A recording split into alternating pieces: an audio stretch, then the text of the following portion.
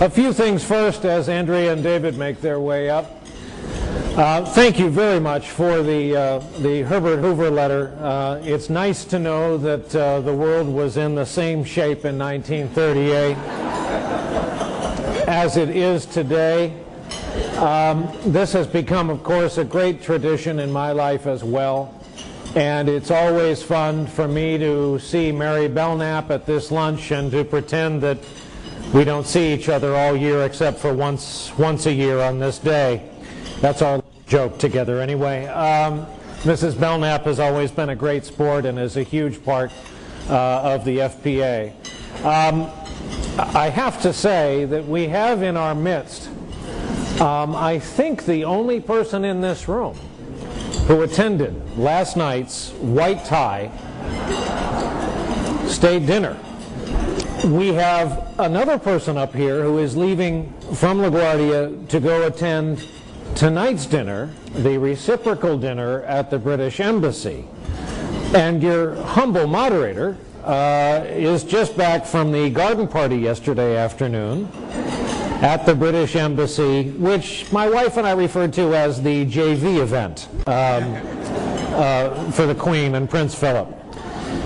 So I think with all that we're going to cover, with our Chief White House Correspondent David Gregory, with our Chief Foreign Affairs Correspondent Andrea Mitchell, I am duty-bound and further would be remiss if I didn't ask David to tell us about last night's dinner.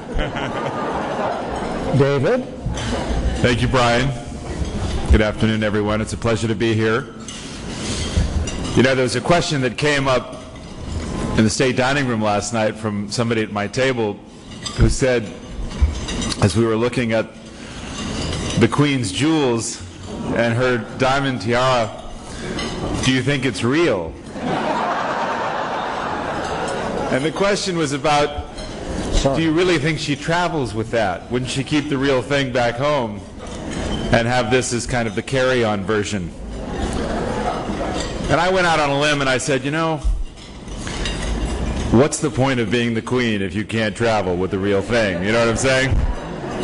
So that was rather striking. It was such an honor to be there last night. As many of you know, George W. Bush cannot entertain enough. If it's not a cocktail party, it's a state dinner. It's dinner and dancing with friends. It's opera. It's so this was really a perfect event for him. Actually, no, I think he's only had 4 or 5 other state dinners, and it was, in fact, Mrs. Bush and Secretary of State Rice who prevailed upon him to throw a white tie dinner. He likes to joke around at these things. You recall back in 1991, he apparently was told not to speak to the Queen and proceeded to speak to her and told her about his cowboy boots. And I saw him last night and he said, "You look pretty good in tails." So, thank you. It really was a lovely event, a thrill of a lifetime for myself and my wife to meet the Queen. I had a chance to take my 4.5-year-old son to the arrival ceremony in the afternoon, and he got a good glimpse and didn't understand why she didn't come talk to him. I had to explain that. But as I say, there are some moments in this job and in life generally, no matter how often you may go to these events, and I had never been, where you have a certain oh wow moment. And for me it was sitting at the adjacent table to the President and the Queen on the President's right, Nancy Reagan on his left, and watching the three of them talk, sitting underneath the just a few feet away from me, sitting underneath a portrait of Abraham Lincoln, and that was a wow moment for me. So it was interesting also to note some people you may not expect to have been there. Colin Powell was there, among the other secretaries of state, Republican secretaries of state, although James Baker was not there, as Andrea and I talked about.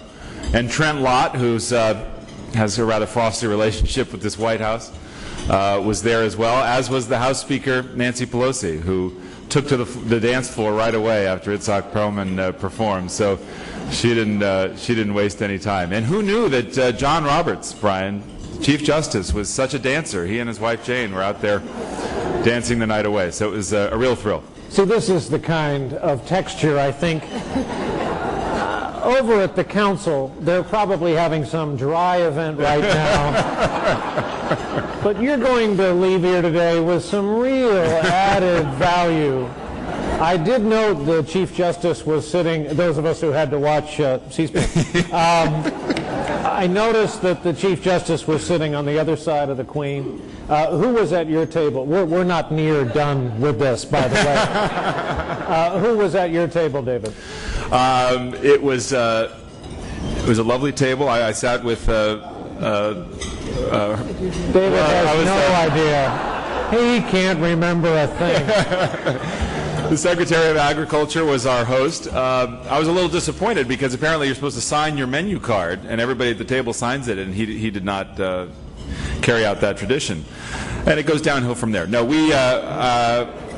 it's like Perlman's wife was with us, and some others. It was not a star-studded table, but as I said, did I mention that we were sitting close to the president? I don't know. The table was very close. My wife, however, sat with Colin Powell and Nancy Pelosi and Mrs. Bass and others. So good, clean fun. I mean, yeah. Look, they talked about the Atlantic Alliance, but let's be honest. We know what that's all about. Let's talk about the tiara. You know what I'm saying? And Andrea, you were the host of an event on Saturday in Jamestown, and you'll be seeing the Queen again tonight. Can you add, Andrea, to the texture that we're trying to impart here today? Well, actually, as a trustee of the Williamsburg Foundation, we had the privilege of having the Queen, Her Majesty, in Jamestown and Williamsburg for 2 days last week, and she was very interested in the educational components and what has happened in 50 years since her last visit to Jamestown. The recent excavation in the last 2 years, where they have actually found and identified the bodies, the remains, rather, of some of the original settlers is quite extraordinary. And what we're trying to do there is what we try to do with our reporting, is do a reality check and really rewrite American history, as Michael Beschloss and John Meacham and others have been trying to do in Newsweek, memorably, to explain what really happened in Jamestown and why, for those of you from the Boston area, the Plymouth narrative has sort of superseded Jamestown, even though Jamestown and that area preceded what happened in New England, probably because Jamestown was not a very pretty story. And it's a much more child-friendly and school-friendly story to talk about the Native Americans and the new colonists escaping for religious freedom and sharing a Thanksgiving feast than what really happened in Virginia. But what we're trying to do is make people more aware. And Queen Elizabeth was really engaged in that. It was quite remarkable. So tonight is the return dinner that the British are hosting. I was struck last night, again, watching on C-SPAN, along with Brian and Jane Williams, watching the toasts on C-SPAN. The Queen's toast was rather remarkable, which is of note for this audience in particular, because she talked about the Atlantic Alliance and the continuity of our relationships, despite differences and changes in administration and in governments in Great Britain, and we're about to see another change in the UK. She talked about the continuing engagement of our two countries, our two peoples, our shared traditions, and called for a new focus on world poverty and also on global warming. So it was a rather substantive toast. And if you were watching C-SPAN, they also played some of the remarks from the Reagan visit in San Francisco. I attended that as a reporter in 1983 and attended the dinner in 1991. And you can see the evolution. The Queen is clearly thinking back on her half-century plus reign and thinking about some of the larger issues, much more substantive than you might expect from someone who is a monarch and not a head of government.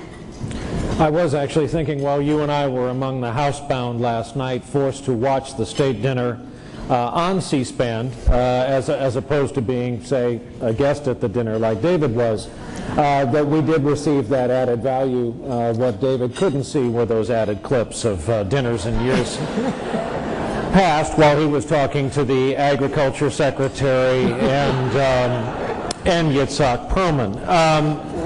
Veering as we must into the subject and purpose of our gathering today, it is time to abandon Her Majesty and talk about policy. The chief issue before us is, as it has been since 2001, and that's this nation's war in Iraq and the dual wars, of course, being fought in Iraq and Afghanistan. And David, this brings us to you first. What is it we just witnessed with the fight on the Hill, the president's veto? What are we seeing now? And for people who attach a value to every spent or lost day of Congress, what have we just learned in this whole period? Well, we're learning about the consequences of elections in this country and about the fact that the American people want the war to end. And this is effectively the end of Chapter 1 of the War on Terror. And it's impossible to say exactly when that chapter is going to end. But the American people want it to end. Democrats in Congress want it to end. Republicans want it to end. The President wants it to end, but it's a question of how. And in the White House right now, there's a lot more of a sense of resignation than I've seen in the past several years. They recognize they really can't control events any longer. They have two final stands: a political final stand by backing the government of Nouri al-Maliki, despite being public about the fact that they're not certain he's got either the willingness or the control to effect a result that results in a stable government where there's actual reconciliation between Shia and Sunni and Kurd, and a military final stand, which is this so-called surge strategy, which is all about saying if you're going to have politics that work in Iraq, you've got to have a capital city that works, where people aren't being blown up, where you can effectively pick up the garbage and have running water. And that's not the case now. What I think you've got, and you read the headlines today, as much as Democrats wanted this vote, Brian, to say that the liberal base of the Democratic Party wants an end to the war, while the President can reject that because he's got Republicans behind him, 75% of Republicans still support him, you see by the fall most Republicans who are some looking forward to an election in 2008, others who have stood as patiently as they could behind the President on this war, recognizing that by the fall, if this new strategy doesn't bear fruit, that will be their final stand as well, and you'll see, I think, a beginning of the end. And so I think we've seen that first page of the end of this first chapter, and there'll be other appropriations battles starting in the fall that will become, I think, a lot nastier. Andrea, I was in Iraq, I guess it's been 7 weeks ago. Went for several days, based out of Baghdad. We went on several day trips, most of them with high-ranking U.S. military officials. On one specific day trip outing, we went to the towns of Ramadi and Heat. There had not been a journalist in downtown Ramadi of any stripe for weeks, if not months. And the U.S. officials there were so enormously proud that, albeit with dismounted fire teams and armored vehicles around us, and wearing body armor, and with air cover overhead, we were able to walk, nonetheless, outdoors in Ramadi. And that they put to us as an enormous victory. The same situation we encountered in Heat. The U.S. commanders who are out in these forward operating bases are enormously proud that they are putting in the legwork and the hours in the neighborhoods, talking with the local religious officials. We helicoptered back to Baghdad that particular night. 93 Shia pilgrims killed in 2 vest bombings. And the news cycle starts again. And you come home from a trip like that and people say, are we winning over there? How would you describe the war effort? Well, the question to you, Andrea, is this has required a lot of the President's surrogates in the years of his presidency to go out and sell this policy. what's been the effect on someone like Secretary of State Condoleezza Rice? It's such a good question, because I think we all have to acknowledge that Iraq is the war that has swallowed the rest of our foreign policy, that everything else has become secondary by necessity to this war, not only because it is so much absorbing our treasure and our military, but it is absorbing all of the energy and all of the best efforts. And there are unintended consequences that we can all see regionally and also globally.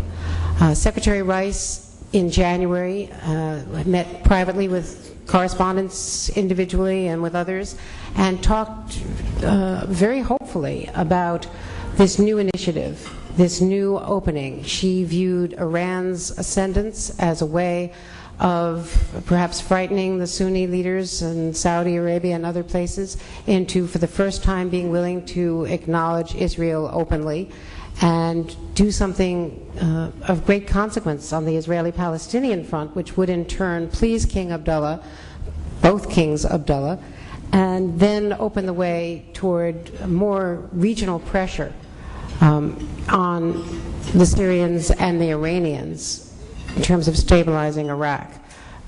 Great goals and a wonderful concept on paper, but we've seen what the result was when all of our hopes for dealing with the Israeli-Palestinian front, not all perhaps, but many of them, were dashed by a surprise, an unwelcome surprise in Mecca from Saudi King Abdullah.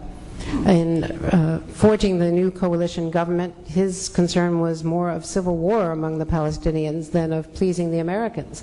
And as we speak today, the Vice President is flying to the Emirates and then on to Saudi Arabia, and I think there's going to be a rather tough conversation with the King, because there have been so many unwelcome surprises from our Saudi allies. But I think the Saudis are reading the electoral calendar as well as anyone else, and seeing that we are appreciably weakened, especially in that region, because of the consequences of what's happened in Iraq and, frankly, what may still happen in Afghanistan. There is a sort of an uncertain situation at best in Afghanistan and even in neighboring Pakistan. We have some huge challenges and perhaps some missed opportunities. I think it can fairly be said that the administration's focus on Iraq took attention away from the Israeli-Palestinian front. And while that might not have seemed as central to the war on terror in a post-9/11 war, and we have to understand the mindset after 9/11 and how obviously challenged this administration was, uniquely challenged, it has had the unintended and undesirable consequence of making everything else sort of a second place starter, and they're running out of time.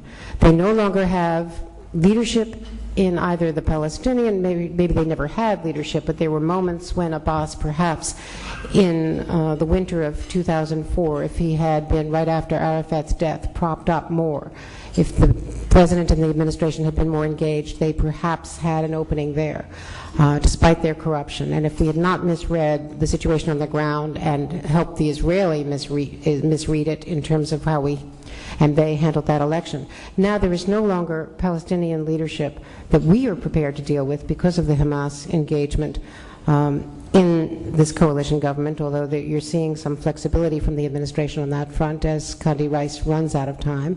And there is certainly no longer leadership on the Israeli side, with Olmert at historically low popularity and completely discredited by these successive investigations. So the Secretary of State, for her grand hopes of achieving a Middle East peace, I think is probably waging a losing battle and perhaps reaping the seeds that were sown during the first term when she acquiesced to some of the hardline policies that prevented Colin Powell from engaging more aggressively. David, the term axis of evil is fairly final, and this White House has shown its reluctance because of the boss and who he is. to go back on anything, to admit any failure or defeat, even change positions, and even incrementally. Though we've seen some of that, how does it happen? Is there an MO, or do you know it when you see it? Can you anticipate that they're going to start walking back from a position? It's not sudden. They start walking back gradually and under duress. You talk about the axis of evil. They've certainly made compromises when it comes to engaging North Korea from their initial stance. Andrea can speak to that in more detail. When it comes to Iran, while there was a period several months ago where there were flashes of tough rhetoric toward Iran, it was also limited to Iran's presence in Iraq and its destabilizing presence in Iraq, and rather concrete steps that the administration believes Iran was taking to target U.S. soldiers. And when it comes to diplomatic engagement, they've really let the Europeans take the lead, and that hasn't changed because, as you know, with carrier groups moving into the Gulf, a lot of people think the administration may be spoiling for a fight. I think that's not the case. I think they recognize that they don't have the diplomatic muscle or anywhere near the kind of birth within American public opinion to mount such a campaign. So you see tacking changes, change in tactics when it comes to how we engage the rest of the world. As Andrea mentioned, the Vice President going to speak to some of the regional countries about playing a larger role in Iraq. The tone has changed primarily. It was one of, you better do this, to, hey, we really need your help. And I think that's what's changed primarily out of a position of weakness. Again, this administration has certain realities it faces in terms of affecting the result in Iraq any longer. It's a question of how to extricate the United States from Iraq without leaving behind a failed state, which they're committed not to do if they can. But the only way to do that is to get regional powers involved in helping shore it up and getting the Europeans back involved, so there's something, you know, of an international order when it comes to Iraq. So bottom line answer is that I think the shift is in tone, and it's happened gradually to a point where the President is making moves that are possible to make at this stage. Andrea, same question. Take us wherever it is the answer will take us. Well, I think May 31st a year ago was significant in that was the day when Condoleezza Rice had, after secret negotiations internally, persuaded the President to go public with the offer to join the European three on Iran. That if Iran came to the table, that we would consider just about anything. And we flew almost immediately to Vienna, and the talks there proceeded, and the offer was made, and the deadlines were extended, and you won't know what happened. We reached the end of August, and there was no counter-offer from the other side that was rational or reasonable according to the Europeans as well as the United States. And then the sanctions ensued. And what we're finding now with sanctions, it's very interesting. The sanctions on the individuals in Iran, mirroring what they did with the BDA Bank in Macau on the North Koreans, have had real teeth. And you're seeing, if you track some of the global investments, Germany and elsewhere, you see a lot of money going into Dubai and a lot of money not going into Tehran. So they've had a real effect. Whether that is enough to get their attention, the signals from Tehran last week when the Secretary was in Sharm el-Sheikh were that Motaki, the foreign minister, was not the man that they wanted her to meet with. They really wanted the track to be through Larijani, the nuclear track, and so they really didn't want her to meet with the foreign minister, so he used the excuse of being offended by the low-cut red dress of the Ukrainian violinist at the dinner to walk out before the dinner began, so that there was no moment where he could even have an informal conversation with the secretary, prompting Sean McCormack, the Assistant Secretary of State, to say that he wasn't sure whether the Iranian was more afraid of the secretary than of the woman in the red dress. But in any case, the meeting didn't happen. Whether or not there is going to be another contact, there are overtures to the Syrians now, as you saw last week. So I think you're beginning to see the concrete beginning to shatter, as Ronald Reagan said so famously before he ended up raising taxes. But there may not be enough time, and they may have misjudged their adversaries. I don't think they've misjudged the nuclear cycle. I think the alarmist rhetoric that we're hearing from Tehran and that some of the media have mimicked is false. From everyone I know who knows something about centrifuges, the Iranians are not that close to reaching, the red lines that would precipitate something that we really can't achieve very effectively given how strained we are militarily elsewhere. Obviously, the United States military can do almost anything it wants from the air, but it would be challenging. North Korea, we can talk more about this. I was there 2 weeks ago and had an extraordinary insight into what's been going on there. And from what you can tell from the Hermit Kingdom, they're ready to make a deal. And interestingly, people at the National Security Council believe that as well. So even though this has stretched and stretched beyond what anyone had predicted, everyone seems to think that this really is the case of unwinding what OFAC over at Treasury put in place, and that it's a lot easier to lay these sanctions down than it is to disentangle some of these bank accounts to the satisfaction of rather unsophisticated financial entities in Pyongyang. I'm getting some great questions. And this next one for David has to do with policy and policy nuances, but I think we can get through it. Any chance you might start a morning radio show now that we no longer have Imus?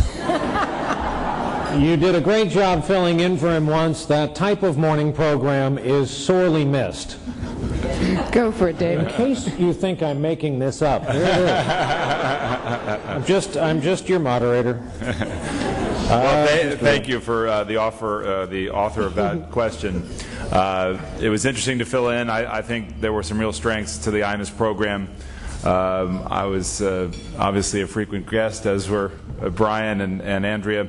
And, it was a place where he went over the line sometimes. A lot of times when I never called him on it. And in the last case with the Rutgers team, most certainly went over the line and suffered the consequences of that. But it was a serious show for, I think, smart political dialogue, and got all of us who were on it to speak a little bit differently, sort of out of our normal modes.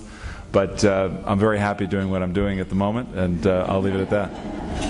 Andrea, what do you expect will be the conclusion to the World Bank president scandal? What will be the impact on the future of the World Bank mission?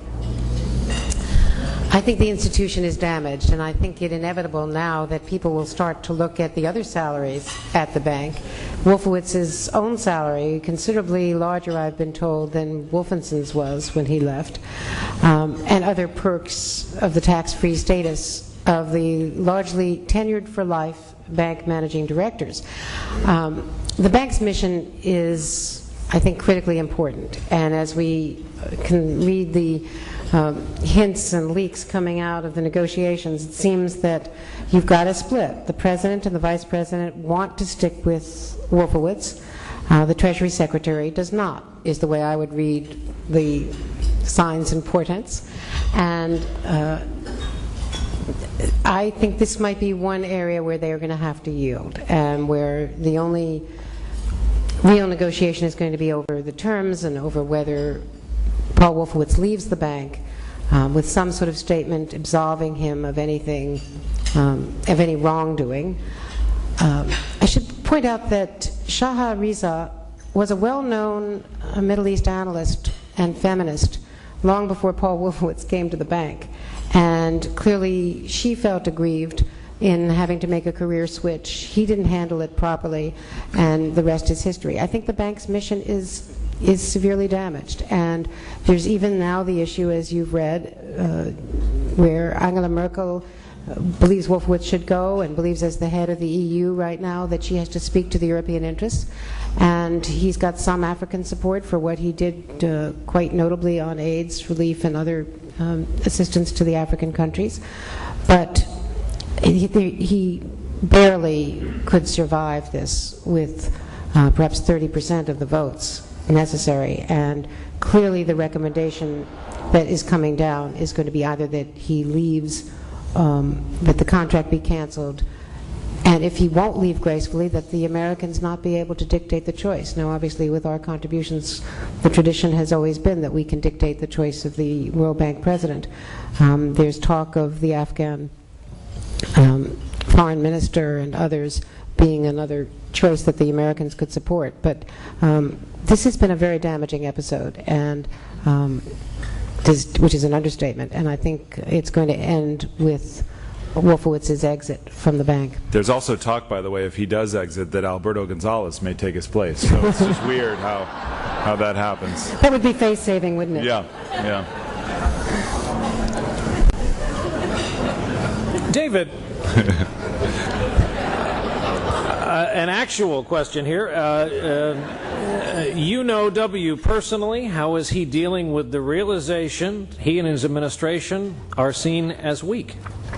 Are seeing as what? I'm sorry? Weak. You know, I'm asked a lot whether, you know, I have impressions about whether he's not looking well or wearing the strains of the office, and I don't know that I'm as good of a judge as of the superficial, because he's clearly aged in office. But my personal sense is that he has, through the force of his own will, taken a much longer view here. I can't speak to whether he tells Laura Bush or other close confidants that all of this is getting to him.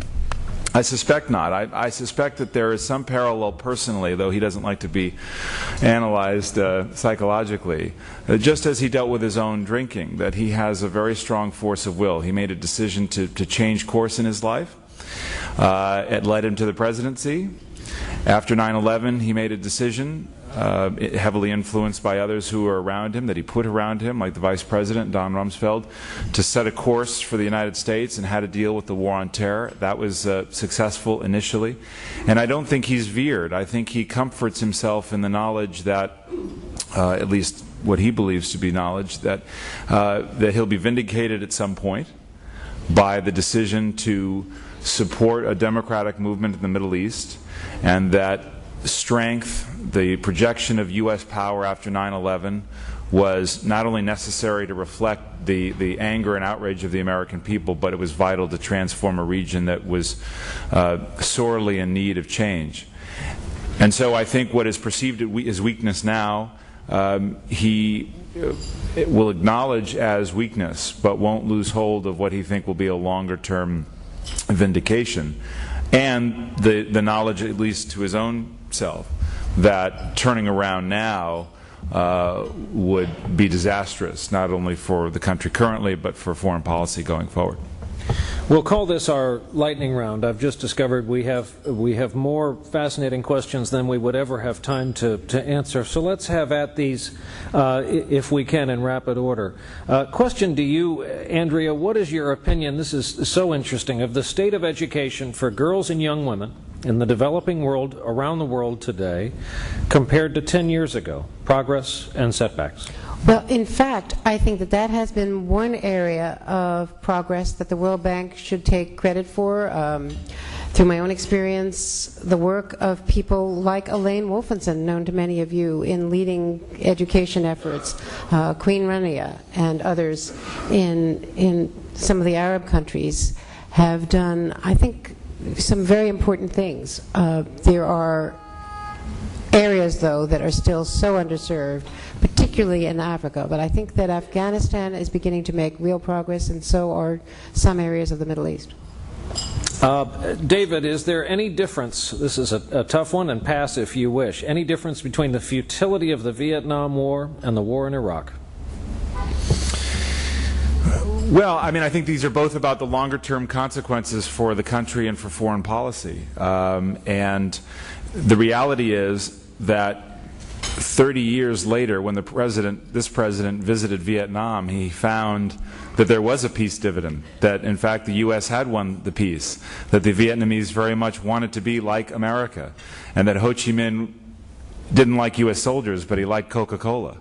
And that's been the story of Vietnam. We should be so lucky in Iraq that 30 years on, there's a stable enough Iraqi society, let alone government, that is open to U.S. commerce, that is open to democracy at that level.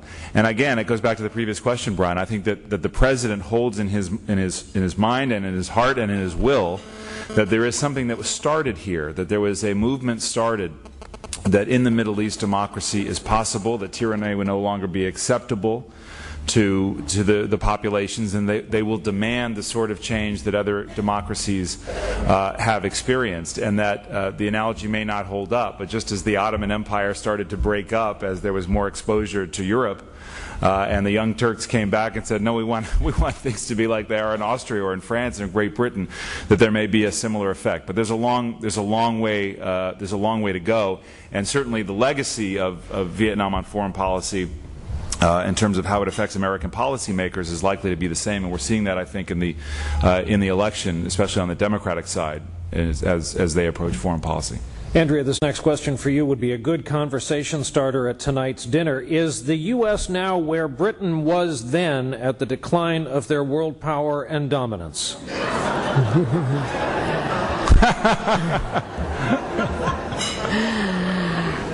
I think not. I think that the productivity and the technology that is so built into our system, our financial structures, the incredible innovation of our financial system really carries us into world leadership in ways that perhaps some of our foreign policies do not. And so I don't see us in that state of decline, a state of decline that's, I was going to ask you when the questioner thinks was the decline of dominance of the British Empire. Some would say it's more recent history than pre-Thatcher history, before she took over. But I don't see that for the United States, even though we are at historic lows in terms of public perceptions. There is still an American miracle that I see, and perhaps it's only the naivete of being trapped in my own prejudices, but I really do feel, even as I travel and find an anti-American or anti-Bush administration spirit, I still find young people, whether it's in Havana or Pyongyang, who want to know more about America. By the way, I think most people in the modern era trace the decline of the empire to the breakup of the Beatles. A second one for you, Andrea. Do you think the appointment of a new U.S. permanent representative to the UN signals more reliance by this administration on the UN for U.S. foreign policy? Very hard to say. Obviously, this new UN ambassador carries a lot more weight, a closer relationship with many of the principals in the administration than did his predecessor. Clearly there was no tie or binding relationship between Condoleezza Rice and John Bolton. And while, to his credit, Ambassador Bolton did the bidding, he clearly didn't have his heart in a lot of the policies, particularly when it came to Iran and North Korea. So I think that Ambassador Khalilzad has a great opportunity here, but again, you're in the waning years of this administration, and it's a very hard place after so much China has been broken. David, this is interesting. Do you foresee additional problems, and/or has this been a problem that's been overlooked, has not received the attention it's deserved, and that is what's going on in Latin America, Venezuela for starters? Well, I think the administration would have liked to have had greater engagement with Latin America generally, starting with Mexico, certainly, and a focus on immigration, which went by the wayside with 9/11. But I think there has been relative inattention, and it just hasn't been a top priority item. Even issues of trade have been subsumed by Iraq, and what's happened as a result is a certain amount of neglect that has allowed third world players like Hugo Chavez to gain more traction and to sort of feed off the anti-Americanism that generates in other parts of the world and really plays out on the streets in Latin America. Many people who were upset at the defeat of Ségolène Royal, not all over policy, Andrea. A lot of people were watching that election closely for reasons that had nothing to do with politics, sadly. Mr. Sarkozy will mean what for the United States? It will mean a real ally, an ideological ally.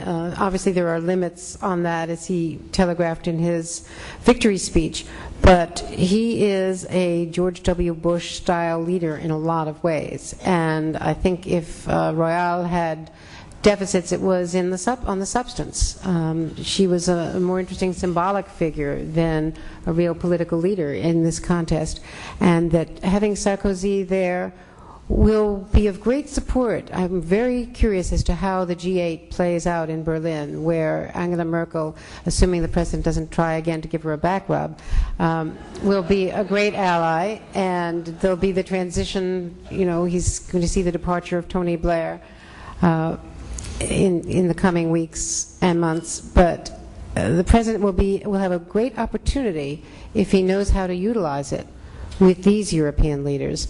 And if you think back, as many of us in this room do, I see Rick Grinnell and others here who remember well the period in 2002 and 2003 when we had so much friction with the French, when Colin Powell felt so poorly treated by his French counterpart during the UN debates. And this could be a real opportunity, again, for the administration to try to salvage some of the policies that have not worked. And David, knowing your love of and grasp of the French language, I can't believe you're going to take a pass on this question. No, I actually was kind of hoping to get it. I think the relationship between Bush and Chirac was misunderstood. I think they were closer than people realized. I can remember being there at the first press conference at the Élysée Palace, and Bush said to Chirac, Jacques keeps telling me how good the food is here. And there was that kind of instant bond that you could see. It was palpable. And then will you indulge me if I just, this bears, I've told this before, but so then when I asked Bush why he, why Europeans loathe him, and then I asked Chirac in French, I had studied there, to comment on that as well, and Bush took off his headset and he said, Gregory, what are you doing? Guy memorizes 4 words, he plays like he's intercontinental. And then Bush wouldn't let it go, so we returned the next year to the Élysée Palace, and we were in Chirac's office, and he turns to Chirac and said, Mr. President, I brought back my French-speaking reporter. I was the embodiment of France to him. And Chirac just had this look as he would look at Bush, which was kind of, this is not funny. I don't like you. So I thought it was amusing that Bush called about 27 seconds after Sarkozy was elected to say, here I am. It is true. I remember that incident, and I saw it coming in on the feed, and we are always such traveling boors. And for once, a member of the White House press corps had the class to address a foreign head of state. It was beautiful. It was as if you had studied for years at the sorbet, and.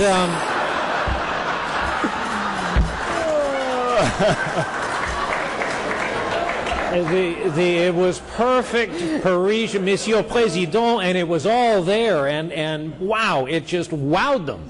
And there was this just silence, and then Bush takes off the headphones and hits him, and it was terrible to watch. And I actually said to him, I was horrified that Brian or somebody else might think I only spoke 4 words of French. And so I said to Bush in kind of a smart alecky way, I said, Mr. President, I could go on. And he said, really? I'm impressed. Que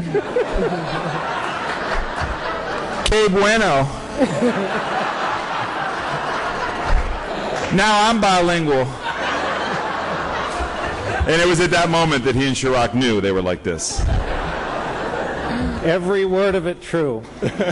Ladies and gentlemen, This is going to sound a lot like those banquets you attend where they ask you to remain seated until the President and First Lady have left the building. All three of us today have to get to separate locations. David to the White House, Andrea to the British Embassy. I'm just going over to 30 Rock, but we have our editorial meeting to lay out nightly news. And allow me, on behalf of all of us, this has become a very special part of our lives at NBC, and all of you have by extension. Once a year, a dreaded email arrives in the computer of Andrea Mitchell and David Gregory, and they know what it is, and they know what I'm asking, and every year they get on the shuttle and they answer the call, and I don't think there could have been a better discussion on this topic anywhere in the city of New York today, so please join me.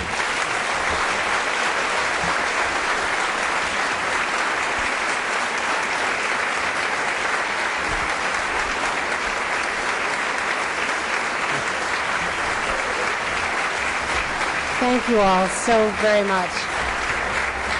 And we always look forward to this, and especially I want to thank you for this significant award. It really means a lot to me. Thank you. Thank you all.